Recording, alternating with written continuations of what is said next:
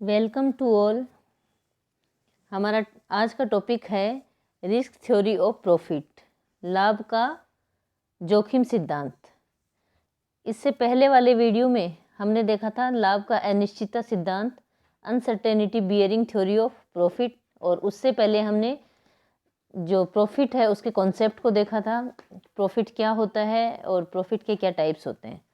तो आज हम स्टार्ट करेंगे लाभ का जोखिम सिद्धांत। यह सिद्धांत अमेरिकन अर्थशास्त्री होले ने अपनी पुस्तक में 1907 में, पुस्तक का नाम है एंटरप्राइज एंड प्रोडक्टिव प्रोसेस, में प्रस्तुत किया था। इस सिद्धांत के अनुसार उद्यमी का सबसे महत्वपूर्ण जो कार्य है वो है जोखिम उठाना। एक उद्यमी या एंटरप्रेन्योर उत्पादन के अन्य साधन जैसे भूमि है, श्रम है, पूंजी है, इन सभी को इकट्ठा करके प्रोडक्शन या उत्पादन का कार्य प्रारंभ करता है। ये जो रिसोर्सेज या साधन है इनको पहले से तय की गई शर्तों के अनुसार ही जो एंटरप्रेन्योर होता है वो भुगतान करता है, यानी कॉन्ट्रेक्चुअल पेमेंट, यानी जो उत्पादन के अन्य साधन है, भूमि है, श्रम है, पूंजी है, इनकी कीमत या जो प्रतिफल है वो पहले ही तय हो जाता है। और इन साधनों की सहायता से जो भी उत्पादन किया जाता है उसको मार्केट में हम बेचते हैं तो उसमें कुछ समय लगता है। तो वस्तुओं का उत्पादन करने और उसकी बिक्री करने में जो समय का गैप रह जाता है या जो अंतर रहता है उसमें कई प्रकार के चेंजेस या परिवर्तन आ सकते हैं। जैसे वस्तु की बिक्री से प्राप्त जो हमें कुल टोटल इनकम जो मिलने वाली है वो हो सकता है कि हमारे खर्चे से कम भी हो जाए। इसलिए एक एंटरप्रेन्योर या उद्यमी को हानि उठाने का जोखिम भी सहन करना पड़ता है। और एक एंटरप्रेन्योर या उद्यमी रिस्क तभी उठाएगा जब उसके बदले में उसे कोई रिटर्न या पुरस्कार दिया जाए, और यह जो पुरस्कार होता है वही लाभ या प्रॉफिट कहलाता है। तो होले के शब्दों में अगर हम देखें तो एक व्यवसाय का लाभ मैनेजमेंट तथा समन्वय का पुरस्कार नहीं होता है, बल्कि यह जोखिम उठाने तथा उत्तरदायित्व का पुरस्कार होता है। प्रोफेसर होले के अनुसार लाभ उद्यमकर्ता को उत्पादन की जोखिम झेलने के बदले में प्राप्त होता है। और होले ने क्या कहा कि जोखिम और जो प्रॉफिट है उन दोनों में आनुपातिक संबंध होता है। एक एंटरप्रेन्योर का रिस्क जितना अधिक होगा उसको प्रॉफिट भी उतना अधिक होगा।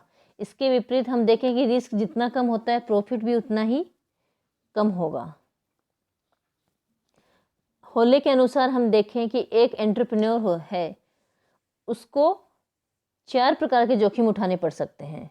पहला जो जोखिम है वो है रिप्लेसमेंट रिस्क, प्रतिस्थापन की जोखिम। सेकंड है मुख्य जोखिम या रिस्क प्रॉपर। थर्ड है अनिश्चितता की वजह से उत्पन्न जोखिम, यानी अनसर्टेनिटी की वजह से जो रिस्क होता है वो।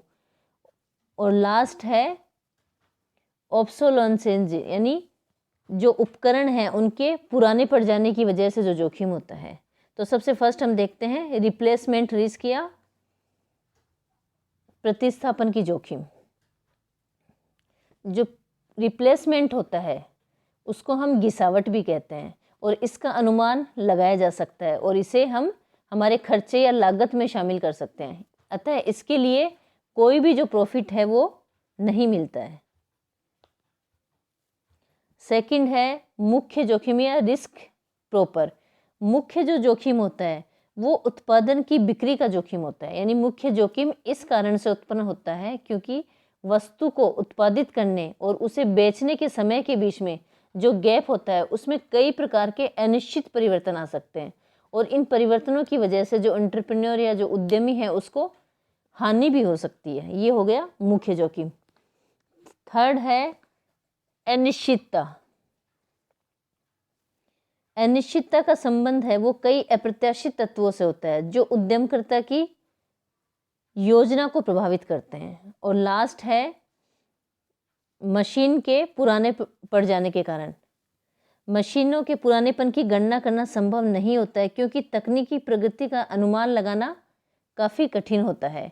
तो इसलिए हम कह सकते हैं कि मशीनों के पुराने पड़ जाने के संबंध में उचित अनुमान लगाना पूरी तरह संभव नहीं होता, क्योंकि या ठीक प्रकार से नहीं कह सकते हैं कि तकनीकी प्रोग्रेस के कारण मशीनों को बेकार होना पड़ेगा अथवा नहीं होना पड़ेगा। फिर भी हम इसके ऊपर जो खर्चा होता है मशीनों के पुराने होने की वजह से, इसके खर्च को हम अपने खर्चे में या लागत में शामिल कर लेते हैं। तो ये हमने 4 तरह के जोखिम देखे हैं। लेकिन होले ने इन चारों जोखिमों में से मुख्य जोखिम और अनिश्चितता की जो जोखिम है, इन दोनों पर अपने सिद्धांत में अधिक बल दिया है। क्योंकि जो मुख्य जोखिम और अनिश्चितता का जो जोखिम है, इसके पार्ट को या भाग को हम अपने खर्चे में या लागत में शामिल नहीं करते हैं। इसलिए एक एंटरप्रेन्योर या उद्यमी तभी जोखिम या रिस्क सहन करता है जब उसे इसके बदले में कोई पुरस्कार मिलता है, और ये जो पुरस्कार होता है वही लाभ होता है। तो ये था रिस्क थ्योरी ऑफ प्रॉफिट, लाभ का जोखिम सिद्धांत। अब है लाभ के जोखिम सिद्धांत की आलोचना या क्रिटिसिज्म। लाभ के जोखिम सिद्धांत की कई आलोचनाएं हैं। जैसे प्रोफेसर नाइट के अनुसार लाभ का संबंध सभी प्रकार के जोखिम या रिस्क से नहीं होता है। नाइट ने कहा प्रत्येक प्रकार के जोखिम का पुरस्कार लाभ नहीं होता है। केवल ऐसे जोखिम जिनको देखा या जाना नहीं जा सकता है और इनके लिए जो बीमा नहीं करवाया जाता है, जैसे डिमांड है, कॉस्ट है, इनकी दशाओं से संबंधित रिस्क, इसके परिणाम स्वरूप ही लाभ उत्पन्न होता है। इसके विपरीत अगर हम देखें तो कुछ रिस्क होते हैं, जैसे कि आग है, चोरी है, कोई दुर्घटना है आदि का अनुमान पहले से लगाया जा सकता है और इसके लिए बीमा करवाकर उनको दूर भी किया जा सकता है। तो जो बीमा कराने योग्य जो जोखिम होते हैं, इन जोखिमों के लिए कोई लाभ या पुरस्कार नहीं मिलता है। इसलिए नाइट के अनुसार लाभ जो होता है वो अबीमा योग्य जोखिमों को उठाने का ही पुरस्कार है। सभी प्रकार के जोखिमों का पुरस्कार जो है वो लाभ नहीं होता है। फिर है होले ने क्या कहा था कि लाभ और जो रिस्क है यानी जोखिम है, इनमें आनुपातिक संबंध होता है। यानी रिस्क ज़्यादा होगा तो लाभ ज़्यादा होगा, रिस्क कम होगा तो लाभ भी कम होगा। इस अवधारणा की भी आलोचना की जा सकती है, क्योंकि लाभ का जोखिम सिद्धांत एक संकीर्ण सिद्धांत भी है।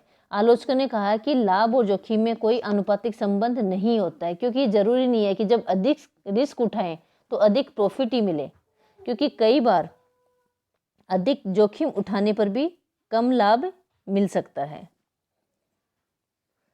इसलिए सभी उद्यमी अधिक लाभ प्राप्त करने के लिए जोखिम उठाते हैं और कोई विशेष कार्य नहीं करते हैं। नेक्स्ट है कि लाभ या प्रॉफिट जो है वो जोखिम या रिस्क के अलावा अन्य तत्वों के ऊपर भी निर्भर करता है। जैसे हम देखें कि होले के सिद्धांत में तो क्या कहा गया कि लाभ केवल जोखिम उठाने का ही पुरस्कार है, लेकिन अन्य तत्व हैं वो भी लाभ को प्रभावित करते हैं। जैसे कि एक एंटरप्रेन्योर की मैनेजमेंट करने की योग्यता कैसी है, मोनोपोली कंडीशंस कैसी हैं, टेक्नोलॉजी की स्थिति कैसी है, इन सभी के कारण भी लाभ उत्पन्न होता है। इस सिद्धांत में लाभ के केवल एक तत्व का ही ज़्यादा वर्णन किया गया है और बाकी यानी जोखिम सिद्धांत पर ही ज़्यादा बल दिया है, और जो अन्य जो फैक्टर्स हैं उनकी अवहेलना कर दी गई है। लेकिन फिर भी हम ये कहेंगे कि जो लाभ का जोखिम सिद्धांत है वो हमारे लिए इम्पोर्टेंट है, यानी इसमें भी कुछ गुण या विशेषताएं हैं, क्योंकि लाभ का जो जोखिम सिद्धांत है वो एक व्यवहारिक सिद्धांत है, क्योंकि इस सिद्धांत में भी सच्चाई का अंश जो होता है वो पाया जाता है।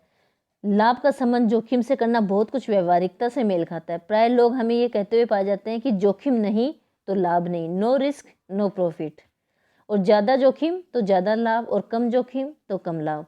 ऐसे लोग लाभ का संबंध जोखिम से करते हैं। जैसे हम एग्जाम्पल के रूप में देखें कि कोई व्यक्ति जो है अपने पैसे को शेयर में लगाता है, तो दूसरा व्यक्ति उसे क्या कहता है, क्यों जोखिम ले रहे हो, यदि जो शेयर्स है उनकी प्राइस जो है वो कम हो गई तो तुम्हें नुकसान होगा। तो शेयर खरीदने वाला क्या कर सकता है कि शेयर के दाम कम क्यों, दाम बढ़ भी सकते हैं और मुझे काफ़ी अधिक प्रॉफिट भी हो सकता है। अगर जोखिम ही नहीं उठाएंगे तो लाभ नहीं होगा। तो हम क्या कहेंगे कि ये जो सिद्धांत है बहुत कुछ व्यवहारिकता से मेल खाता है। तो इस सिद्धांत की, लाभ के जोखिम सिद्धांत में को हम लाभ के जो अन्य जो सिद्धांत हैं उनसे काफ़ी इम्पोर्टेंट माना जाता है। तो ये था हमारा लाभ का जोखिम सिद्धांत। थैंक्स।